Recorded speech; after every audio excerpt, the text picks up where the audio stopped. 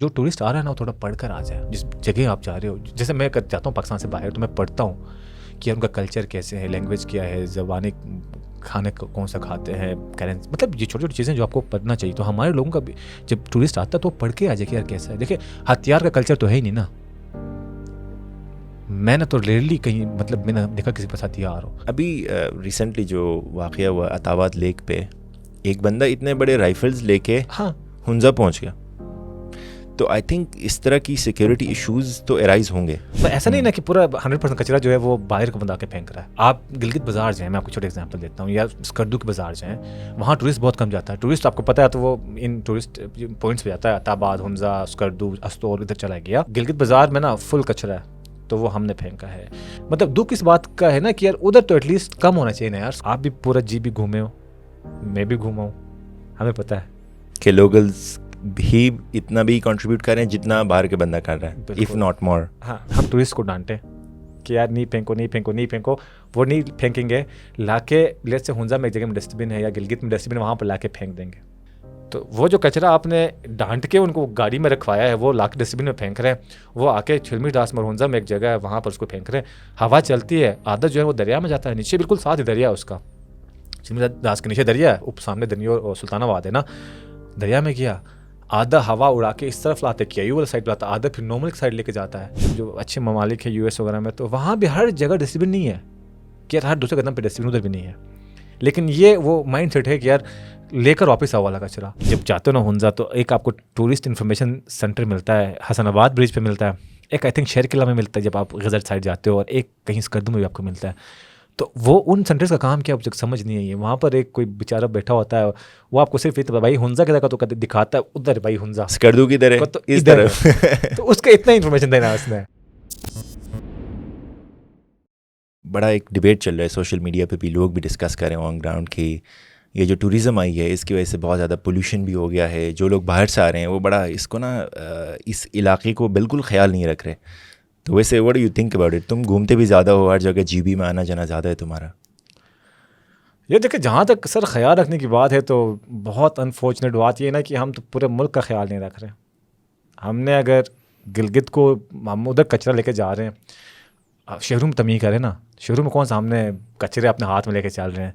तो डिबेट वाकई में बड़ा, आजकल सोशल मीडिया खोलता हूँ और सबसे ज़्यादा शायद उनमें उन लोगों में मैं भी हूँ जो तनकीद करता है इस चीज़ को कि ज़्यादा टूरिस्ट आ रहा तो ज़्यादा कचरा आ रहा है। बट आज मैं चाह रहा हूँ कि ना थोड़ा सा डिफरेंट बात करें कि यार इसको रोकें कैसे है। सिर्फ डिबेट करेंगे तो शायद ज़्यादा कच्चा नहीं रुकेगा, कुछ रुक रहा है। वैसे मैं नहीं कहता कि डिबेट नहीं होना चाहिए, सोशल मीडिया पे नहीं आना चाहिए कंटेंट, और क्योंकि आजकल टाइम यही कि लोग देख रहे हैं 1-2 मिनट में और चीज़ें आ रही हैं। बट हाँ, जितना ज़्यादा लोग आएंगे उतना ज़्यादा कचरा तो आएगा। इट्स आई थिंक वेरी, ये तो वही वाली बात हो गई कि जितनी बारिश होगी इतनी ही पानी भी आने वाला है। लेकिन ये बताओ अब ऐसे तो नहीं चलेगा। अभी अगर 2-3 लाख बंदा आ रहा है, 10 लाख आएगा, 15 लाख आएगा, तो जीबी में तो फिर इसी तरह से तो मैस हो जाएगा। तो क्या मुझे अब एक चीज़ जो समझने की भी ज़रूरत है ना कि हम सिर्फ बाहर से जो लोग आ रहे हैं उनको ब्लेम करें। हमें लगता है कि बहुत सारा काम लोकल्स का भी है, अथॉरिटीज़ का भी है, गवर्नमेंट का भी है कि इसको रेगुलेट कैसे करें, क्योंकि टूरिज़्म बंद करना कोई ऑप्शन तो नहीं है। वही हमारा सर्वाइवल मैकेनिज़्म है, हमारी पूरी इकॉनमी उसी से चलती है। तो अब तुम वैसे दुनिया में भी घूमे हो, बहुत सारे ममालिक में तुम गए हो, देखा है कि क्या प्रैक्टिसेस हैं ऐसी जगहों में जहाँ पे टूरिज़्म ज़्यादा है। ये देखिए सबसे पहले तो मैं ना फुल एग्री आपको इस बात पे करता हूँ कि यार जो पोल्यूशन या कचरा आ रहा है वो सिर्फ बाहर का बंदा तो नहीं लेके आ रहा ना। देखें टूरिज़्म कब से स्टार्ट हुआ, 2012-13 से जब एतवाद टनल शनल बन गए और अब स्कर्दू रोड और इंटरनेशनल एयरपोर्ट्स बन रहे हैं तो आना ज़्यादा शुरू हुआ। तो उससे पहले तो इतना टूरिस्ट नहीं था। तो उससे पहले क्या गिलगित में कचरा नहीं था, पॉल्यूशन नहीं था। मतलब आज इस बात को मान लेनी चाहिए यार कि हम भी तो फेंक रहे थे उस दौर में, ये अभी भी फेंक रहे हैं हम लोग। ऐसा नहीं ना कि पूरा 100% कचरा जो है वो बाहर का बंदा के फेंक रहा है। आप गिलगित बाजार जाएं, मैं आपको छोटे एग्जांपल देता हूँ, या स्कर्दू के बाजार जाएं, वहाँ टूरिस्ट बहुत कम जाता है। टूरिस्ट आपको पता है तो वो इन टूरिस्ट पॉइंट्स पे जाता है, अताबाद, हुंजा, स्कर्दू, अस्तोर, इधर चला गया। बाकी तो हम रह रहे ना यार। तो उसमें आप ये देखेंगे कि गिलगित बाजार में ना फुल कचरा है। तो वो हमने फेंका है। स्कूल्स के बाहर चले जाएं, हमारे जो यूनिवर्सिटीज़ हैं उनके बाहर जाएं तो वहाँ भी है। मतलब दुख इस बात का है ना कि यार उधर तो एटलीस्ट कम होना चाहिए ना यार, स्कूल में पढ़ाओ, यूनिवर्सिटी उनको पढ़ाओ कि नहीं फेंकें।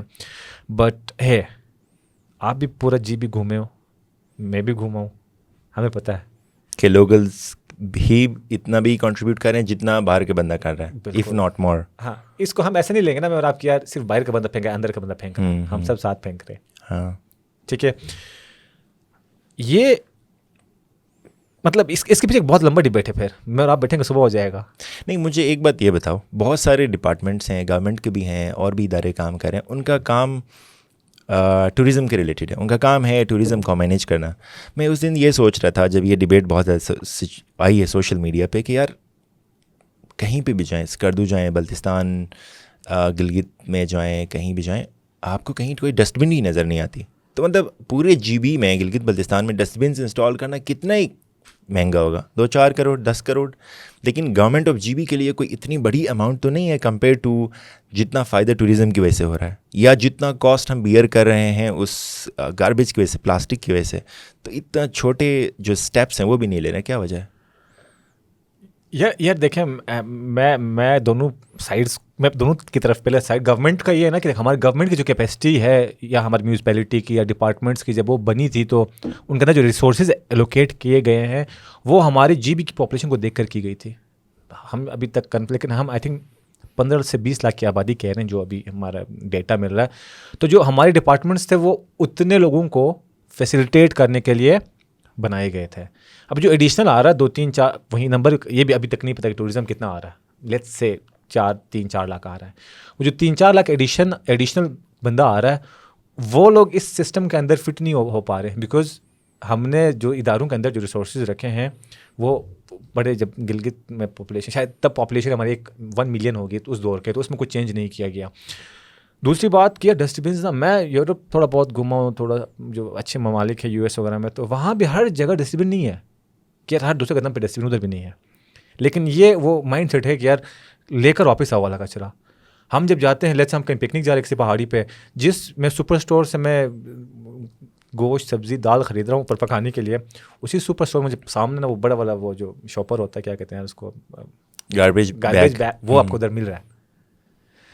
वो आप वहीं से उठाते हो, वहीं से लेकर आते हो, और कुछ जगहों में डस्टबिन यहाँ पर आप डालते हो। अभी सवाल यहाँ पर ये पैदा होता है कि यार चलो कुछ जगहों में हम टूरिस्ट को डांटें कि यार नहीं फेंको, नहीं फेंको, नहीं फेंको, वो नहीं फेंकेंगे, लाके लेट्स से हुंजा में एक जगह में डस्टबिन है या गिलगित में डस्टबिन, वहाँ पर लाके फेंक देंगे। उसके बाद वो कचरा कहाँ जाता है आपको पता है ना? ये कचरा कहाँ जाता है? कहाँ जाता है बताओ? गिलगित के अंदर जो कचरा जाता है, चिलमिश दास जो है गिलगित का, सुल्तानाबाद के आपके बिल्कुल गाँव के सामने वाला गाँव जो है, उधर आता है। वहाँ ऐसे वो दरिया के साथ ही एक जगह है जहाँ पे वो लोग ले जाके फेंकते हैं, और फिर वो जब आंधी आती है तो वो पूरा कचरा जो है ना जाके दूसरे पहाड़ और तीसरे गाँव हमारे गाँव में आपके गाँव पहुँच जाता है, दरिया क्रॉस करके। हाँ। ये इसको मैं एग्जेट नहीं कर रहा, क्योंकि मैं खुद गिलगित में ज़्यादातर रहता हूँ, आप भी होते हैं, तो हम जब भी क्रॉस, आप देखें वहाँ पे तो पता नहीं, ये जो चिलमिश दास का मसला है कि हवा तेज़ चलती है, तो वो जो कचरा आपने डांट के उनको गाड़ी में रखवाया है, वो लाके डस्टबिन में फेंक रहे हैं, वो आके चिलमिश दास मरहुंजा में एक जगह है वहाँ पर उसको फेंक रहे हैं, हवा चलती है, आधा जो है वो दरिया में जाता है, नीचे बिल्कुल साथ ही दरिया है उसका, चिलमिश दास के नीचे दरिया है, सामने दनिया और सुल्तानाबाद है ना, दरिया में गया, आधा हवा उड़ा के इस तरफ लाते, KIU वाला साइड लाता, आधा फिर नॉर्मल साइड लेके जाता है। तो वो भी तो मसला है ना यार कि उसके बाद करना क्या है, ट्रीटमेंट कैसे हो रहा है? तो हु एग्जैक्टली इज़ रिस्पॉन्सिबल? अभी इसमें जो सबसे इम्पोर्टेंट इनिशिएटिव किसने लेना है? मुझे लगता है गवर्नमेंट ने लेना है, कि गवर्नमेंट कोई लॉज बनाए लोकल, कुछ बेसिक जो इंफ्रास्ट्रक्चर चाहिए उस कचरे को मैनेज करने के लिए, वो कोई इंडिविजुअल में और आप तो नहीं कर सकते, वो किसी गवर्नमेंट सपोर्टेड या किसी इंस्टीट्यूशन से सपोर्टेड कोई इनिशिएटिव होगा तो उससे हो सकता है। बिल्कुल यार, देखो प्रोजेक्ट इतना बड़े स्केल का काम है ना, ये कोई प्राइवेट NGO या कोई प्राइवेट इदारा नहीं कर सकता। मतलब पूरा एक सूबा है ना यार, मतलब 10-12 आपके ज़िले हैं अंदर, उसके इतना आबादी है, तो कोई NGO तो नहीं कर सकता है, कोई प्राइवेट वैसे ही कोई हम जैसा एक्टिविस्ट टाइप बंदा जाए वो तो नहीं कर सकता, वो तो गवर्नमेंट लेवल पे ही होगा ये काम। तो फिर क्या कर रहे हैं वो जो रेलिवेंट डिपार्टमेंट्स हैं गवर्नमेंट के अंदर, वो कर क्या रहे हैं इस हवाले से? यार वही एक तो वही बात है कि यार कैपेसिटी शायद ना वो उनकी बढ़ रही ना खुद बढ़ाने की कोशिश कर रहे होंगे शायद, ठीक है। आप ये देखें कि जो रेलिवेंट इदारे हैं, ठीक है, एक तो हमारा जो उसको EPA देखता है, लेकिन EPA का मेरे ख्याल से मुझे ज़्यादा उसका उनका नहीं पता उसका जो क्या काम है, बट आई थिंक वो रेगुलेटरी बॉडी है गिलगित के अंदर। उसके अलावा ऐसी कोई प्रॉपर हमारी लोकल गवर्नमेंट की जो म्यूनसिपैलिटी है वो है, पर मसला ये कि एक तो कैपेसिटी, दूसरा मुझे पर्सनली मुझे लगता है कि यार उनकी आपस में कोऑर्डिनेशन भी ज़रूरी है। टूरिज़म डिपार्टमेंट आपका, EPA हो गया आपका, लोकल गवर्नमेंट जो म्यूनसिपैलिटी है, ये आपस में एक दफ़ा मिलकर ये तो देखें यार करना क्या है इस चीज़ का। लेकिन फिर वही बात है कि डिबेट बहुत लंबा जाएगा क्या करना। लेकिन हम अगर टूरिज़म कह रहे हैं, इतना शोर मचा रहे हैं, तो यार हाँ फिर पीछे हम सपोर्ट भी तो बना दें इस चीज़ के लिए। वो लोग काम नहीं कर रहे हैं, हम लोग बैठ के इधर सबको क्रिटिसाइज़ कर रहे हैं कि यार कचरा फेंक रहे हैं। लेकिन आप ये भी तो देखो ना यार कि टूरिज़्म से सर आप हमारी इकोनॉमी बेहतर हुई कि नहीं हुई है। लोगों के होटल्स बनना शुरू हो गए, गेस्ट, वो भी अलग डिबेट है ना कि कैसे होटल्स बना रहे हैं, बड़े छोटे जो भी हैं। बट एक मैं अगर उस साइड पे जाऊँ कि यार पैसे तो आ रहे हैं ना आपके। गिलगित में पहले GB के अंदर नौकरी के कहाँ पर आपके पास मौके थे, बहुत कम। सरकार में लग जाओ कितने, उसके अलावा तो कोई इंडस्ट्री नहीं है। नहीं, ये बात दुरुस्त है, लेकिन ये जो मैस इन्फ्लक्स है ना, इसको अगर कंट्रोल नहीं करेंगे तो ये तो डिज़ास्टर बन जाएगा। आप ऐसे शहरों में जो हम देखते हैं बिल्कुल अनकंट्रोल्ड ही चीज़ें, तो ये तो उस तरह से हो जाएंगे। और यहाँ पे फिर भी उसको अंडू करना कंपैरेटिवली आसान है। गिलगित जैसे जगहों में एक बंदा पहाड़ पे उसने कचरा वेस्ट बिन बनाया हुआ, तो वहाँ से उसको कलेक्ट करना भी तो आसान नहीं है। तो आई थिंक इस स्टेज पे ये रेगुलेशन करनी ज़रूरी है और रेलिवेंट डिपार्टमेंट्स को काम करने की ज़रूरत है। और बहुत सारे काम आसान भी हैं। हमने फौजिया को बुलाया था, फौजिया उसने बहुत एक अच्छी इंटरेस्टिंग बात की कि अब गिलगित बल्तिस्तान जहाज़ में जो लोग जाते हैं, एक छोटी सी अनाउंसमेंट करना है जहाज़ में कि आप एक सेंसिटिव इलाके में आ रहे हो, यहाँ पे आपने कचरा नहीं फेंकना। हाँ। मेक श्योर करना है कि आप अपना कचरा वापस लेके आए। हाँ। यहाँ पे एक सेंसिटिव इकोसिस्टम है। हाँ। कोई बड़ा रॉकेट साइंस भी नहीं ना, नहीं है ना, मतलब तो आप लाए वापस लेकर जाओ यार। आप अगर इस तरह की अनाउंसमेंट भी करते हो तो शायद आधे लोग वापस लेके आए, लेकिन इतना छोटा इनिशिएटिव भी नहीं लिया गया। तो आई थिंक हमारे जो रेलिवेंट डिपार्टमेंट्स हैं उनको थोड़ा प्रोएक्टिव होने की ज़रूरत है। यार आप जब जाते हो ना हुंजा, तो एक आपको टूरिस्ट इन्फॉर्मेशन सेंटर मिलता है, हसनाबाद ब्रिज पे मिलता है, एक आई थिंक शेर किला में मिलता है जब आप गजर साइड जाते हो, और एक कहीं स्कर्दू में भी आपको मिलता है। तो वो उन सेंटर्स का काम क्या, मुझे समझ नहीं आई है। वहाँ पर एक कोई बेचारा बैठा होता है, वो आपको सिर्फ इतना भाई हुंजा की तरह तो दिखाता है, उधर भाई हुंजा स्कर्दू की तरह तो इस तरह तो उसका इतना इन्फॉर्मेशन देना उसने। हाँ। यार एक बंदा बैठा है बेचारा वहाँ, तो उसको देखे आप उसको तो बताओ कि जो आएगा ना तो रिक्वेस्ट करके भाई आपने जो ये फेंका है इसको उठाओ या ना फेंको। और कचरे से थोड़ा सा ये भी ना कि थोड़ा कल्चरल सेंसिटिविटी पे देखो कि यार आप ज़्यादा गाड़ी तेज़ ना चलें जब आप गाँव के अंदर। ये छोटी छोटी चीज़ें जो हम आजकल फेस कर रहे हैं, एक्सीडेंट्स हो रही हैं बिकॉज गाँव में भी वो तेज़ चला रही गाड़ियाँ। थोड़ा कल्चर हमारे देखें कि यार रात को शोर करते हैं बहुत ज़्यादा, जो कि हम लोग आदी हैं ना हमारे लोग इस चीज़ के। तो ये छोटी छोटी चीज़ें हैं। हरासमेंट है, आई थिंक ख़वातीन इनसिक्योर फील करती हैं वहाँ पे, ये भी बहुत इश्यूज़ हैं। अभी रिसेंटली ज़्यादा रिपोर्ट हो रही हैं कि जो टूरिस्ट वहाँ पे जा रहे हैं उनकी वजह से इस तरह के सोशल चेंजेस वहाँ पे आ रहे हैं कि लोग कंफर्टेबल फील नहीं करते अपने ही मोहल्ले में बाहर जाने के लिए। हाँ, क्योंकि पहले था ना गाँव के अंदर मुझे पता था कि यार नजीब कौन है, आपको पता है कि असाम कौन है, असाम घर पे कौन है, असाम की फैमिली, क्योंकि बहुत एक क्लोज कम्युनिटी है ना हमारी। तो हमारे लिए बड़ा नॉर्मल था, हमारे लिए क्या, हमारी ख़वातीन के लिए भी किया, वो जाएँ आएँ, रोड पे चलें, फुटबॉल खेलें, क्रिकेट खेलें, मतलब ये नॉर्मल चीज़ें थी वहाँ पर। बट अभी वही बात है यार, जब 1.5 लाख लोग आएंगे तो उसमें अच्छे बुरे भी होंगे, सब तरह के लोग होंगे। तो ये हो गया है, बिल्कुल हो गया है कि यार आप रात को निकलो इतना शोर होता है, पहले नहीं होता था गांव में। अभी देखो ना गाड़ी आएगी, और आजकल जो नए बाजे आ गए हैं। उस दिन मैंने वो देखा लास्ट वीक, वो यहाँ से लेकर आए थे 14 बाजे पहुँच गए थे सर। अच्छा। बड़े वाले ग्रीन कलर वाले ऐसे बजा रहे थे रात को लोग। तो हम तो आदि नहीं ना हमारे गांव में, तो हम सोते थे कोई 9 बजे। अभी नहीं, उस तरह की चीज़ों की चेकिंग। अभी रिसेंटली जो वाक़या हुआ अतावाद लेक पे, एक बंदा इतने बड़े राइफल्स लेके हाँ हुंजा पहुंच गया। तो आई थिंक इस तरह की सिक्योरिटी इश्यूज़ तो एराइज़ होंगे। तो मेरा ख्याल है कि थोड़ा प्रोएक्टिवली इनको काम करने की ज़रूरत है, अदरवाइज़ फिर इतना एक मिसमैनेज सिस्टम हो जाएगा कि काम करना मुश्किल हो जाएगा इनके लिए। या वो हो गया ना। मैं ना जब मुझे टूरिस्ट, मैं थोड़ा बहुत कभी मेरी लड़ाई नहीं, कोई नाराज़गी होती, मैं देखता हूँ रोड पे चलते कोई कुछ फेंकता तो दिल खफा होता है। या कोई उस दिन मैंने वीडियो बनाई थी कि नलतर गया तो जो वहाँ पर स्नो लेपर्ड को रखा उधर पत्थर मारे थे टूरिस्ट आके उसको। तो ये चीज़ें होती तो हम हर्ट हो जाते हैं। बट हाँ, हमें काम करना, जैसे असल में पता है सबसे ईजी काम क्या है, अब अथॉरिटी अपना काम करे और जो टूरिस्ट आ रहा है ना वो थोड़ा पढ़ कर आ जाए। जिस जगह आप जा रहे हो, जैसे मैं जाता हूँ पाकिस्तान से बाहर तो मैं पढ़ता हूँ कि यार उनका कल्चर कैसे है, लैंग्वेज क्या है, ज़बानें, खाने कौन सा खाते हैं, करेंसी, मतलब ये छोटी छोटी चीज़ें जो आपको पढ़ना चाहिए। तो हमारे लोगों का भी जब टूरिस्ट आता है तो वो पढ़ के आ जाए कि यार कैसा है। देखिए हथियार का कल्चर तो है ही नहीं ना, मैंने तो रेयरली कहीं मतलब मैंने देखा किसी के पास हथियार हो। कुछ जगहों में तो मतलब ये थोड़ा सा नॉर्मल है, मैं नाम नहीं लूँगा, बट कुछ एरियाज़ में पाकिस्तान में हथियार ले जाना, फायर शायर करना ये नॉर्मल है, बट हमारे वहाँ पर ये नॉर्मल नहीं है। अभी जो टूरिस्ट आया वो ये सोच कर आया होगा ना कि पता नहीं कोई पहाड़ी इलाका है, कोई जंगल होगा अंदर, कोई लोग होंगे नहीं होंगे, वो एक वो कितना कि अच्छा वो देहात दूर वाला, जैसे यहाँ के कुछ देहात होते हैं बड़े दूर होते हैं, वहाँ पर आबादी शाबादी कुछ नहीं होती है। हमारा तो गांव डिफरेंट टाइप का गांव है ना, तो उनको यही लगा होगा कि यार लेके जाएंगे बंदूकें, पहाड़ खुला है, हम फायर शायर भी मारेंगे, बंदूकों भी चेक करेंगे कि ऊपर से हमारा रास्ता भी इतना लंबा है ना, और जिस तरह का रास्ता है वहाँ से भी गुजर के लगता है कि यार हम पता नहीं एक बैरन जगह में जाने वाले हैं, वहाँ पे शायद कोई लोग भी नहीं होंगे, पता नहीं वो हमारी तरह के लोग होंगे, पैदल हमें रिसीव करने हैं, उनको पता है गाड़ी भी नहीं होगा। हाँ।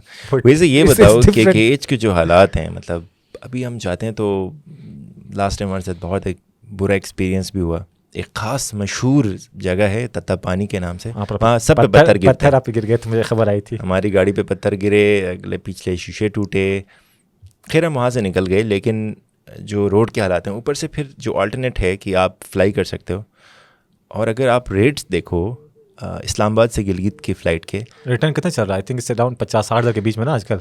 मुझे 1-2 हफ्ते पहले की खबर है कि कोई 60-70 हज़ार चल रहा था राउंड ट्रिप। अब यहाँ से कराची आप 15,000 से लेके 20-22 हज़ार तक एक साइड का मिल जाता है, और 2 घंटे की फ़्लाइट है। 2 घंटे की फ़्लाइट है। गिलगित आप जाओगे 30-35 हज़ार में एक साइड पे। वो जहाज़ भी छोटी है, जहाज़ भी छोटी है, टाइम भी कम है, टूटे हुए सीट्स हैं वहाँ पे, तो मतलब गिरने मतलब तो मुझे डर लगता है ज़्यादा वो नंगा पर्वत पे। मैं कहता हूँ यार क्यों आ गया मैं जहाज़ में, मैं इतना जवानी में, मतलब अगर नहीं यार, मतलब इसी पे मैंने एक वीडियो भी बनाई थी उस दिन ना, मैंने कहा यार कि मतलब 60-70 हज़ार का रिटर्न है ना, तो इतना उसके आसपास दुबई का भी है, तो हम क्यों मतलब 50 मिनट की फ़्लाइट करें, मतलब मैं दुबई जाऊँ, फिर यार दुबई जाके फिर वहाँ से कर दूँ जाऊँगा, इस दफ़ा ये प्लान है दुबई से। यही करना पड़ेगा। हाँ यार इट्स एक्सपेंसिव सीरियसली। हाँ मतलब 70,000 एक बंदे की, एक अच्छे नौकरी वाले बंदे की सैलरी होती है पर मंथ, राइट। सो 70,000 बहुत ज़्यादा पैसे हैं।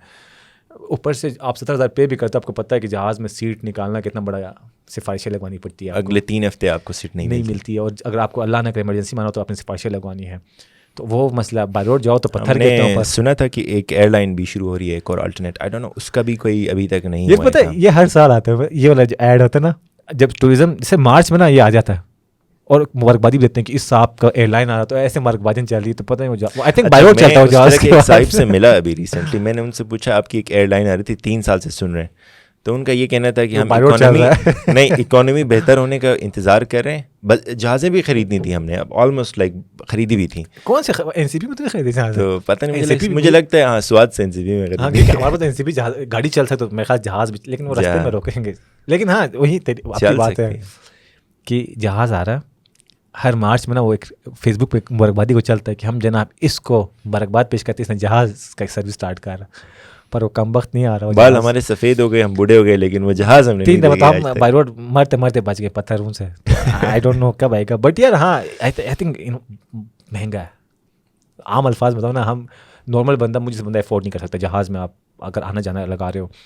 बाय रोड का एक तो ये यार कि एक तो अच्छा सब कुछ ठीक है, पत्थर भी लग रहे हैं, क्या रोक नहीं सकते गवर्नमेंट, बैठ के केच नहीं कर सकते पत्थरों को नीचे, बट एक चीज़ तो कर सकता है कि इन्फॉर्मेशन दे दे भाई कि ना जाओ आज रोड चिलास में बंद है, घर वालों से मुलाकात करके निकलो, आ जाओ तो चिलास में रोड बंद है, ऊपर से पूरा सैलाब आके रोड रुका हुआ है, आप बैठे हो 12 घंटे।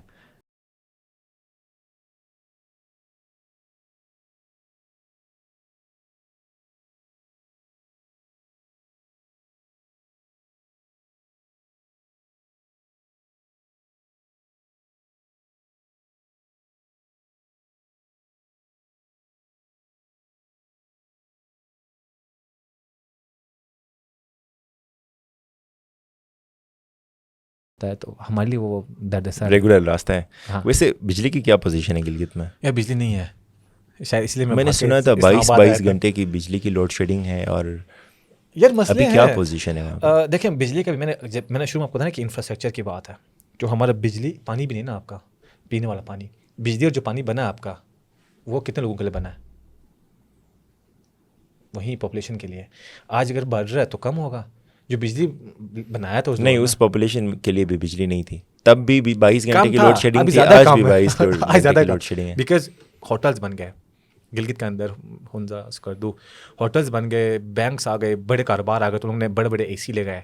पहले तो एसी कॉन्सेप्ट था नहीं ना, हम लोग पंखों पे गुजारा कर रहे थे, बट अभी आप जाके देखो गिलगित में हर जगह एसी चल रहा है। अच्छा, पंखे भी नहीं थे हाँ, कुछ बहुत सारे इलाकों में, गिलगित बल्तिस्तान में हाँ, पंखों जिससे का गाँव में कॉन्सेप्ट नहीं अभी था, भी नहीं है। गोजाल में देखो शायद नहीं थे, अभी नहीं ऐसा थे, ऐसा आ रहा है। हमजा में भी नहीं थे अभी भी, हाँ। बट ग्रेजुअली पंखे भी हर जगह बढ़ गए।